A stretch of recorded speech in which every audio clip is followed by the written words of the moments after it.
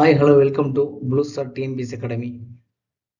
நீ நம்ம என்ன பார்க்க போறோம்னா 12ஆம் வகுப்பு அரசியல் அறிவியல் இந்தியாவில் நிர்வாக அமைப்பு 6வது பாடம் தான் பார்க்க போறோம்.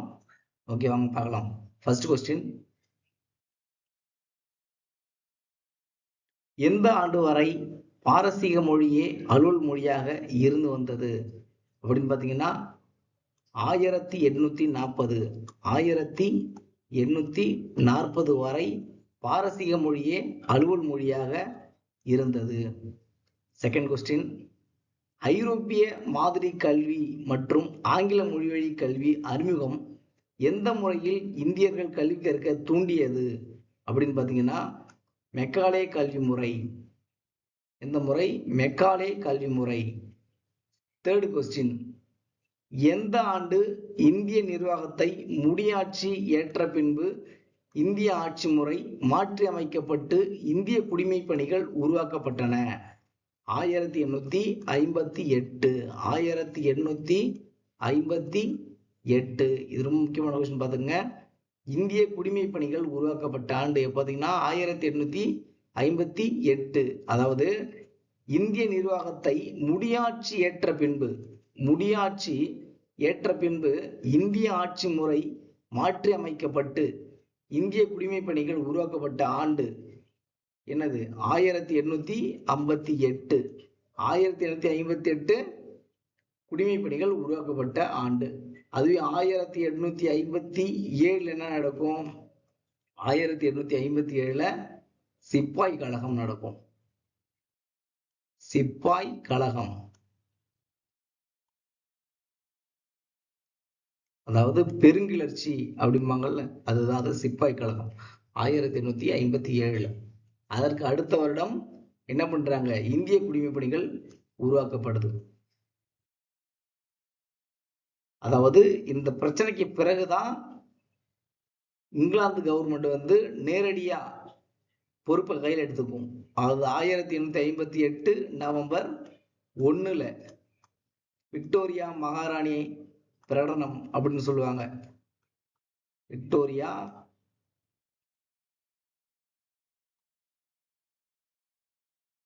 மகாராணி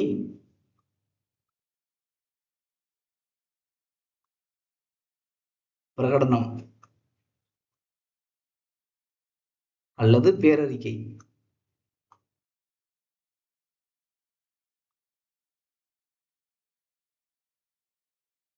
ஓகே, ஃபோர்த் கொஸ்டின், இந்தியாவிற்கான ஆங்கில அதிகாரிகளுக்கு எந்த கல்லூரியில் பயிற்சி அளிக்கப்பட்டது அப்படின்னு பார்த்தீங்கன்னா ஹெய்லிபிரி. எந்த கல்லூரியில்? ஹெய்லிபிரி.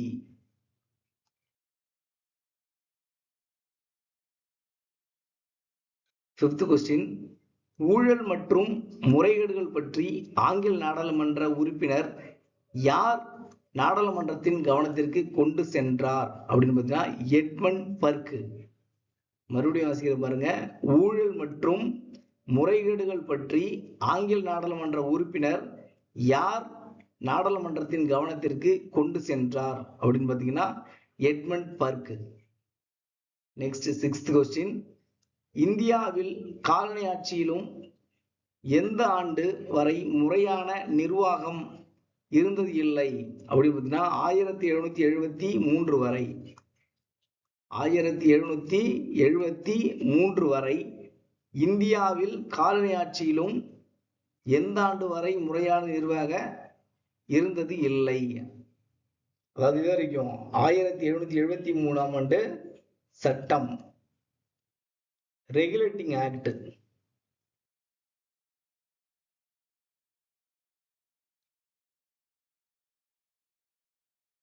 அதாவது ஒழுங்குமுறை சட்டம்.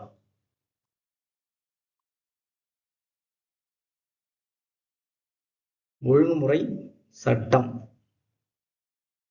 இதுவரை காலனி ஆட்சியில கூட இந்தியாவில் முறையான நிர்வாகம் இருந்தது இல்லை. நெக்ஸ்ட் செவன்த் கொஸ்டின், குடிமை பணி அலுவலர்கள் மக்களுக்கு எதன் மூலம் பதிலளிக்க கடமைப்பட்டுள்ளார்கள்? மறுபடியும் கொஸ்டின் வாசிக்கிறேன் பாருங்க. குடிமை பணி அலுவலர்கள் மக்களுக்கு எதன் மூலம் பதிலளிக்க கடமைப்பட்டுள்ளார்கள் அப்படின்னு பாத்தீங்கன்னா தகவல் உரிமை சட்டம், குடிமக்கள் சாசனம், சமூக தணிக்கை. இதன் மூலம் அதாவது எதற்கு தகவல் உரிமை சட்டம், குடிமக்கள் சாசனம், சமூக தணிக்கை இவற்றிற்கு மக்களுக்கு பதிலளிக்க கடமைப்பட்டுள்ளார்கள் குடிமைப்பணி அலுவலர்கள். நெக்ஸ்ட் பார்க்கலாம். Next question, next 8th question. 1990களில் ஏற்பட்ட புதிய சவால்களை எதிர்கொள்ள இந்தியா எந்த கொள்கையை பின்பற்றியது? உலகமயமாக்கல், தனியார் மயமாக்கல், தாராளமயமாக்கல். உங்களுக்கு தெரிஞ்சிருக்குன்னு நினைக்கிறேன். எல்பிஜி அப்படிங்கிறாங்கல்ல, அதுதான் அது. அதாவது லிபரலைசேஷன், தாராளமயம், பிரைவேட்டைசேஷன், தனியார் மயம், குளோபலைசேஷன், உலகமயமாக்கல். அதுதான் அந்த அடிப்படை. அது 90களில் ஏற்பட்ட புதிய சவால்களை எதிர்கொள்ள இந்த கொள்கையை தான் இந்தியா பின்பற்றியது. Next 9th question. தாராளமயமாக்கல் என்பதன் பொருள் என்ன அப்படின்னு பாத்தீங்கன்னா தனியார் துறை மீதான அரசு கட்டுப்பாடுகளை குறைப்பது. தனியார் துறை மீதான அரசு கட்டுப்பாடுகளை குறைப்பதுதான் தாராளமயமாக்கல். Next 10th question. IRDA என்பது இந்திய காப்பீடு மற்றும் ஒழுங்காற்று மற்றும் வளர்ச்சி முகமை. IRDAங்கிறது இந்திய காப்பீடு மற்றும் ஒழுங்காற்று மற்றும் வளர்ச்சி முகமை. அது இங்கிலீஷ்ல அப்ரிஷன் கேட்டா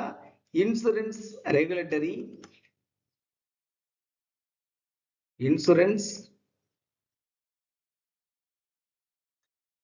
regulatory and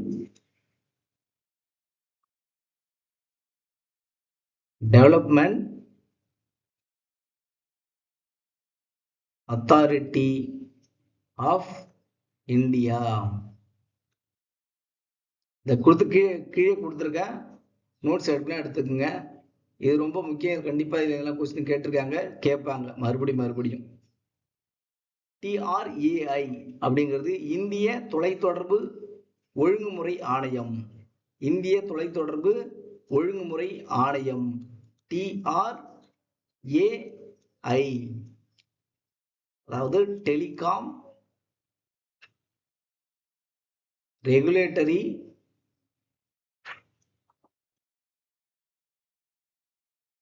authority of India. Next CCI. CCIங்கிறது இந்திய போட்டிகள் ஆணையம். CCI காம்படிஷன் கமிஷன்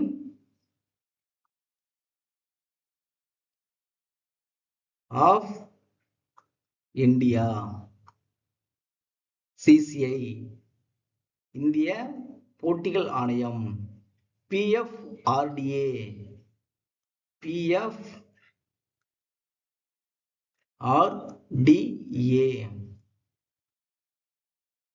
அப்படிங்கிறது pension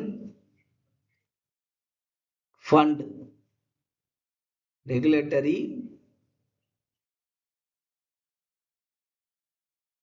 and development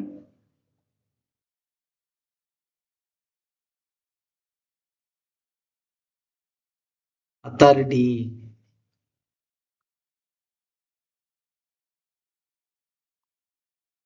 next SEBI. SEBI அப்படின்னா security and exchange board of India. Security and exchange of, அதாவது எக்ஸ்சேஞ்ச் போர்ட் ஆஃப் இந்தியா.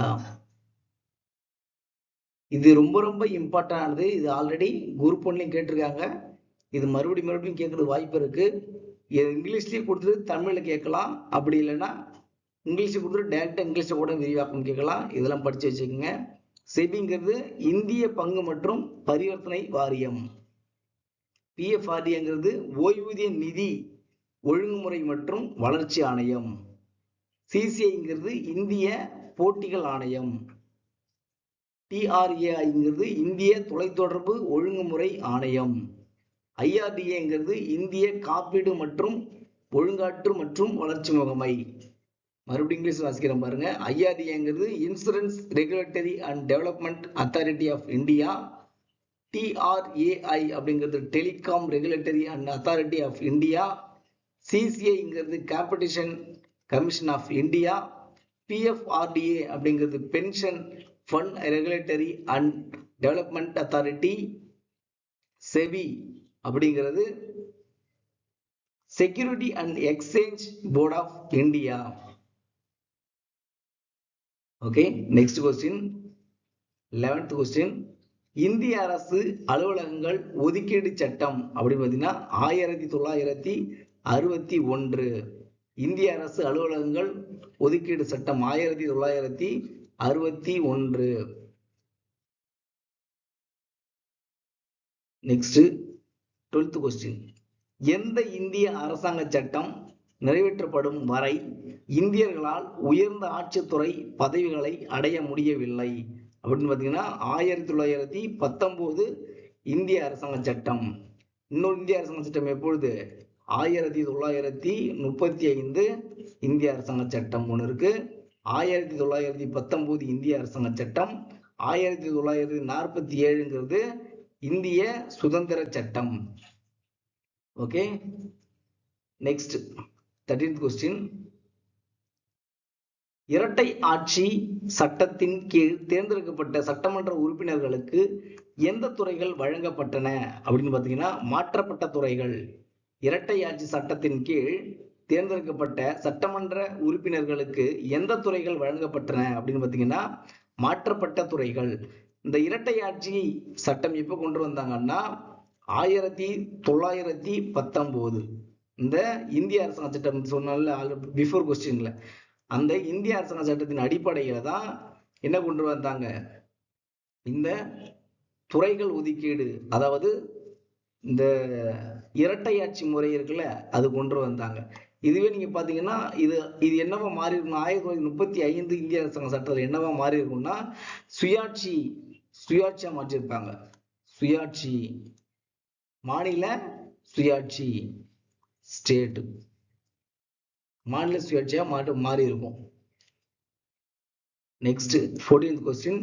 இந்தியாவில் கடந்த 20 வருடங்களில் எத்தனை மில்லியன் மக்கள் வறுமையில் இருந்து விடுவிக்கப்பட்டனர் அப்படின்னு பார்த்தீங்கன்னா 300 மில்லியன் மக்கள் வறுமையில் இருந்து விடுவிக்கப்பட்டுள்ளனர். நெக்ஸ்ட் பார்க்கலாம் வாங்க. Next 15th question. நிர்வாக அமைப்பு பற்றி. துறைக்கு செயலாளர், தொகுதிக்கு இணை செயலாளர், பகுதி துணை செயலாளர், கிளை கீழ்நிலை செயலாளர், பிரிவு அலுவலர். இதெல்லாம் ஆர்டர் படி கேட்கறது நிறைய வாய்ப்பு இருக்கு. நோட்ஸ் எடுத்துக்கோங்க. மறுபடியும் வாசிக்கிறேன் பாருங்க. துறை செயலாளர், தொகுதி இணை செயலாளர், பகுதி துணை செயலாளர், கிளை கீழ்நிலை செயலாளர், பிரிவு அலுவலர். Next 16th question. அமைச்சரவை செயலகத்தின் 3 முக்கிய பிரிவுகள் அப்படின்னு பார்த்தீங்கன்னா குடிமை பிரிவு, இராணுவ பிரிவு, நுண்ணறிவு பிரிவு. அமைச்சரவை செயலகத்தின் 3 முக்கிய பிரிவுகள் குடிமை பிரிவு, இராணுவ பிரிவு, நுண்ணறிவு பிரிவு. நெக்ஸ்ட் பார்த்தீங்கன்னா 17th கொஸ்டின். அரசமைப்பின் எந்த உறுப்பின்படி குடியரசுத் தலைவர் பல்வேறு அமைச்சகத்திற்கு பணியை மதிப்பீடு செய்யும் அதிகாரம் பெற்றுள்ளார் அப்படின்னு பார்த்தீங்கன்னா உறுப்பு 77. உறுப்பு 77 படி குடியரசுத் தலைவர் பல்வேறு அமைச்சகத்திற்கு பணியை மதிப்பீடு செய்யும் அதிகாரம் பெற்றுள்ளார். யாரு? குடியரசுத் தலைவர். Next 18th question.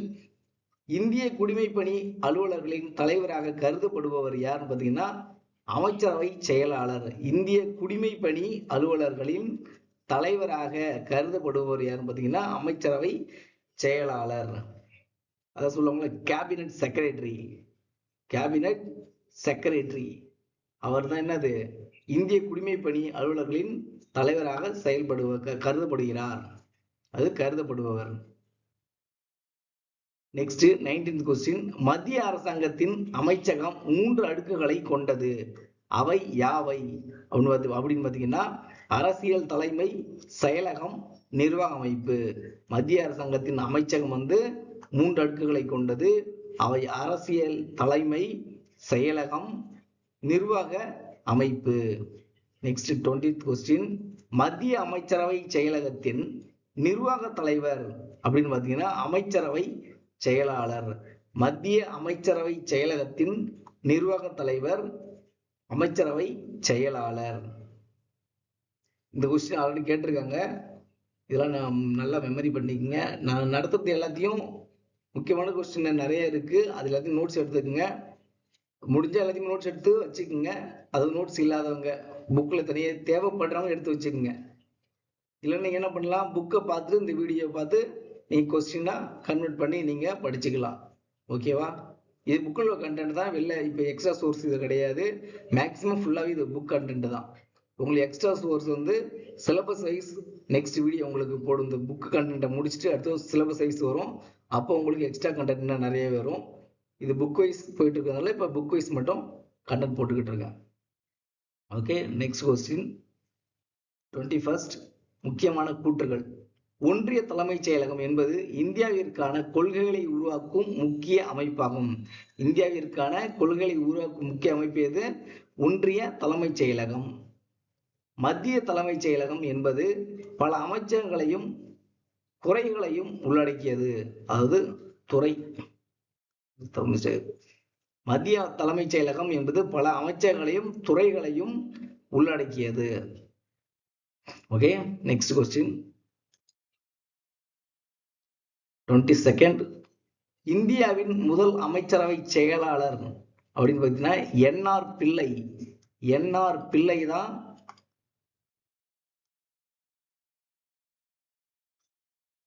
இந்தியாவின் முதல் அமைச்சரவை செயலாளர்.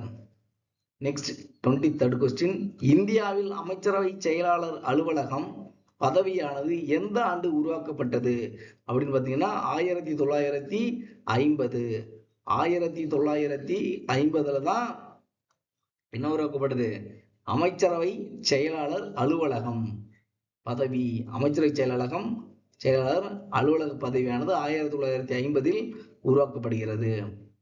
குடிமைப்பணி அலுவலர்கள் மத்தியில் இவரே முதன்மையானவர் அப்படின்னு பார்த்தீங்கன்னா அமைச்சரவை செயலாளர். குடிமைப்பணி அலுவலர்கள் மத்தியில் இவரே முதன்மையானவர் அப்படின்னு பார்த்தீங்கன்னா அமைச்சரவை செயலாளர்.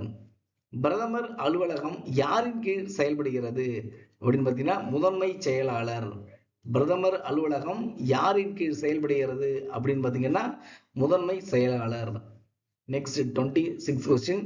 இந்திய காவல் பணி எந்த அமைச்சகத்தின் கீழ் மேற்பார்வையிடப்படுகிறது அப்படின்னு பார்த்தீங்கன்னா உள்துறை அமைச்சகம்.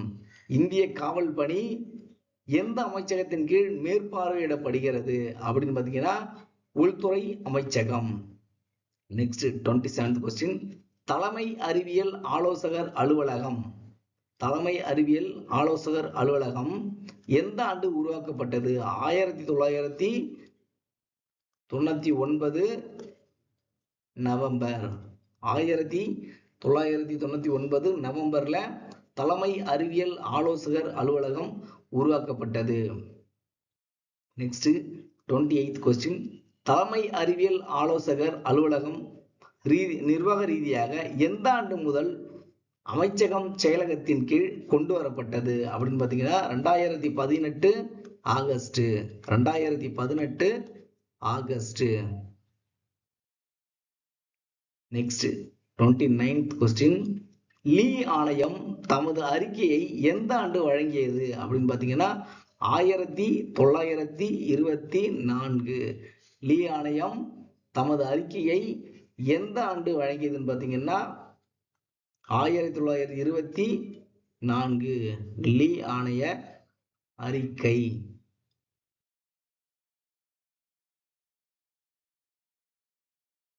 லீ ஆணைய அறிக்கை நேற்று போன வீடியோல சொல்லியிருப்பேன். 1926 அம்பேத்கர் ஆரம்பிச்சிருப்பாரு. என்ன ஆரம்பிச்சிருப்பாரு? ஒடுக்கப்பட்ட நலவாழ்வு பேரவை.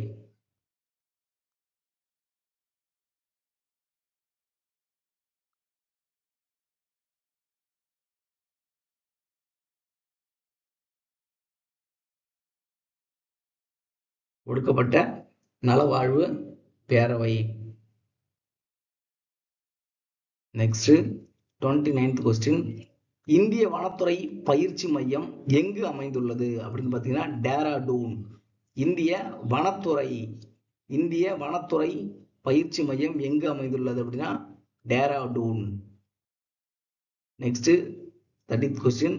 விடுதலைக்கு பின்னர் உருவாக்கப்பட்ட ஒரே அனைத்து இந்திய பணி எதுன்னு பார்த்தீங்கன்னா இந்திய வனப்பணி IFS, இந்தியன் ஃபாரஸ்ட் சர்வீஸ். இந்த வனப்பணி தான் விடுதலைக்கு பின்னர், ஆஃப்டர் இண்டிபெண்டன்ட்.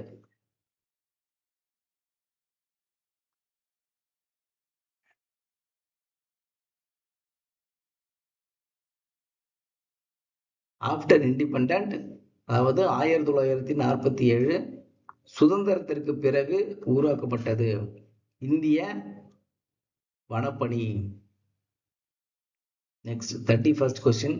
இந்திய வனப்பணி நாடாளுமன்ற சட்டம் எந்த ஆண்டின் கீழ் நடைமுறைக்கு வந்தது அப்படின்னு பார்த்தீங்கன்னா 1963. இந்திய வனப்பணி நாடாளுமன்றம் சட்டம் 1963 கீழ் நடைமுறைக்கு வந்தது. அந்த ஆண்டு தான் நடைமுறைக்கு வந்தது நாடாளுமன்ற சட்டத்தின் கீழ். இதே 1963 வேற என்ன நடந்திருக்கும்? மொழிக்குழு, அலுவலக மொழிக்குழு நியமிப்பு. 1963 அலுவலக மொழிக்குழு நியமனம். இப்படி ஒவ்வொரு இயரையும் கனெக்ட் பண்ணி படிக்கணுங்கிறது, அதே ஒரே இயர்ல எத்தனை நிகழ்வு நடந்திருக்கு அப்படிங்கிறத சேர்த்து படிச்சுக்கும் போது நம்மளுக்கு கூடுதல் நல்லதாக இருக்கும். அதனாலதான் நான் ஒரே இயர்ல நடந்த விஷயத்தையும் சொல்றேன், கண்டினியூட்டிலையும் உள்ளதையும் சொல்றேன். ஒவ்வொரு வீடியோவிலையும் பார்த்துக்குங்க. நெக்ஸ்ட், உங்களுக்கு நான் மிஸ்டேக்கா சப்போஸ் சொல்லியிருந்தேன் அப்படின்னா ஒரு டிஸ்கிரிப்ஷன்ல அது கண்டிப்பா நான் போஸ்ட் பண்ணிடுவேன். அதனால நீங்க எதை நினைச்சும் பயப்பட வேணாம். ஏன்னா டிஎன்பிசியை பொறுத்த வரைக்கும் ஒரே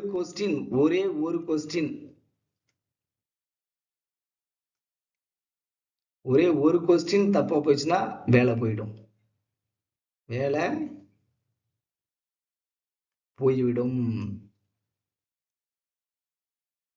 ஏன்னா இந்த ஃபீல்ட்ல இருக்க எனக்கு நல்லாவே தெரியும். நானும் எக்ஸாம் கிட்டத்தட்ட ஒரு 8 எக்ஸாம் எழுதியிருக்கேன். இப்போ லாஸ்ட் குரூப் 2A மெயின்ஸ் எழுதினேன். 2A மெயின்ஸ் எழுதியிருந்தேன். பட் ரேங்க் கொஞ்சம் தள்ளி போயிடுச்சு. ஓகே, அதனால நான் ஒரி பண்ணல. நெக்ஸ்ட் ஸ்டார்ட் பண்ணிட்டேன், ரீஸ்டார்ட் பண்ணி போயிட்டு இருக்கேன். குரூப் 1 படிச்சுக்கிட்டு இருக்கேன். குரூப் 1 இப்போ டார்கெட் பண்ணி போயிட்டு இருக்கேன். அதனால கான்ஃபிடென்ட்டா படிங்க. ஏன்னா எனக்கு ஒரு கொஸ்டினோட வேல்யூ என்னன்னு தெரியும். அதனால எவ்வளவு மிஸ்டேக்கா இருந்தாலும் நான் உங்களுக்கு கண்டிப்பா டிஸ்கிரிப்ஷன்ல போஸ்ட் பண்ணிடுவேன். அதனால பயப்படாம இந்த வீடியோவை நீங்க ஃபாலோ பண்ணலாம். ஸோ அதனால நீங்க பயப்பட வேண்டிய எதுக்கு மேல சொல்ல வரேன்னா, இந்த வீடியோல சில மிஸ்டேக்கா சப்போஸ் சில ஆன்சர் வந்துருச்சு அப்படிங்கிறதுலாம் யாரும் பயப்பட வேணாம். ஏன்னா அந்த ஒரு கொஸ்டினோட வேல்யூ எனக்கு நல்லாவே தெரியும். டிஎன்பிசி ஃபீல்டை பத்தி நமக்கு நல்லாவே தெரியும். கொஸ்டின் எப்படி அவங்க எடுக்கிறாங்க, நம்ம எப்படி கொஸ்டின் மிஸ்டேக் பண்ணுவோம், எங்க கொஸ்டின் விடுவோம், எந்த இடத்துல ரொம்ப கேர்லெஸ்ஸா இருந்து நம்ம விட்டுட்டு வருவோம், அப்படிங்கிற நிறையவே எனக்கு நல்ல அனுபவம் இருக்கு. அதனால பயப்பட வேண்டாம். உங்களுக்கு தரமான வீடியோவோ தரமான கண்டென்ட் கொடுக்கறதுக்கு தான் இப்படி நடத்தி வந்துகிட்டு இருக்கேன்.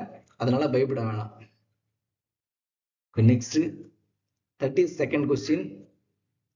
1977 ஆண்டு வரை பிரதமர் அலுவலகம் பிரதமரின் செயலகம் என்று அழைக்கப்பட்டது.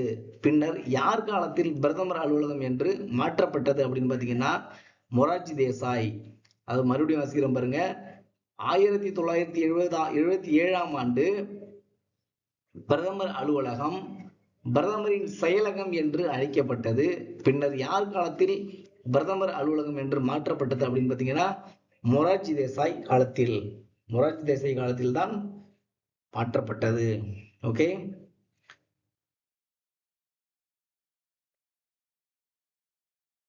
இப்போ நான் வந்து உங்களுக்கு வந்து வீடியோ வந்து இப்போ பார்ட் 1 பார்ட் 2 போடுறதுக்கு காரணம் என்னன்னா, இப்போ ஒரே வீடியோவில் ஃபுல் கண்டென்ட்டையும் கொடுக்க முடியும். சில பேரால் டக்குன்னு கண்டினியூஸாக பார்க்குறது கொஞ்சம் கஷ்டமாக இருக்கும். சில பேருக்கு சப்போஸ் போர் அடிச்சாலும் அடிக்கலாம். அதனால தான் பார்ட் 1 பார்ட் 2 ஒவ்வொரு வீடியோவையும் பார்ட் 1 பார்ட் 2 போட்டுக்கிட்டு இருக்கேன். உங்களுக்கு ஒரே வீடியோ வேணுமா, இல்லை இப்போ ஒரு லெசனே வந்து டபுள் வீடியோ வேணுமாங்கிறத நீங்கள் சொன்னால் கரெக்டாக இருக்கும். உங்களுக்கு எப்படி கம்ஃபர்டபுளாக இருக்கோ அதுக்கேற்ற மாதிரி சொல்லுங்கள். அதுக்கேற்ற மாதிரி மாற்றிக்கலாம், ஒன்றும் பிரச்சனை இல்லை. ஸோ மறுபடியும் சொல்கிறது தான், மேக்ஸ் ப்ரீவியஸ் கொஸ்டின் பேப்பர்,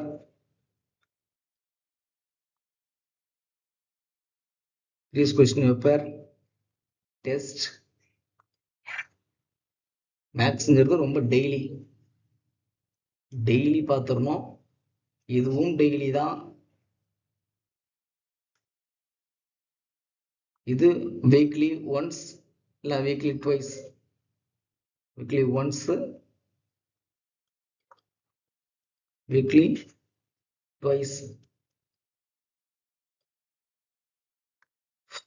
இதை நீ கரெக்டாக ஃபாலோ பண்ணிட்டு வந்துக்கிட்டே இருங்க.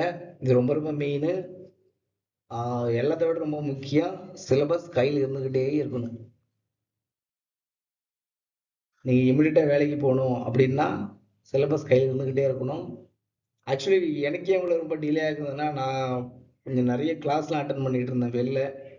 கொஞ்சம் டிகிரிஸ்லாம் கொஞ்சம் முடித்தேன். அதை முடிச்சுக்கிட்டே பார்த்ததுனால கொஞ்சம் டிலே ஆகுது. பட் இதே கன்சிஸ்டன்சியாக இருந்தால் எப்பயோ கிளியர் பண்ணிட்டு போயிருக்கலாம். பட் இந்த ஃபீல்டை பொறுத்தவரைக்கும் ஒன்று தான், நீங்கள் கேப் விடக்கூடாது. அதுதான் ரொம்ப முக்கியம். கேப் விட்டிங்கன்னா எக்ஸாம் கிளியர் பண்ணுறது ரொம்ப ரொம்ப கஷ்டம்.